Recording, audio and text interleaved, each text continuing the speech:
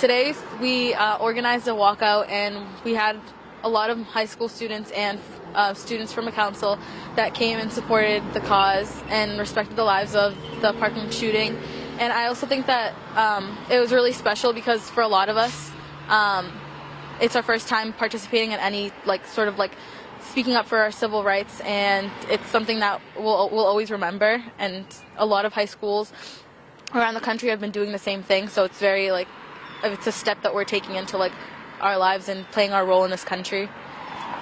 I think we learn a lot about protests and walkouts and marches in our history books, and no one really realizes how scary it is to ask people to do it with you. So this was a first step. Even if we didn't get accomplished all that we wanted everyone to write a letter. Even though that didn't happen, this was the first step. And so I know, beginning this, I was terrified. I was what if nobody comes out? What if I'm the only one there? But now I know that people are willing to come out if you convince them of the cause, or if they are feeling the same way, they just don't know how to voice it. So this was a step into what we've been learning about in history for a very long time.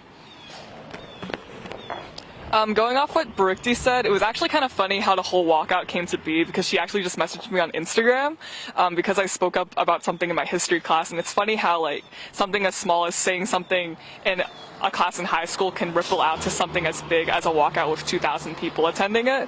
Obviously the weather was a gigantic obstacle for this whole event, but I'm glad that we managed to carry through and still put this out there and unite Malden High in a very special way. So there was not only Malden High students that came. I told somebody else about this too. It was also a Massachusetts council, and they were from all over the state. So they came as a group and they supported us because they meet at the Department of Education. So that was really cool.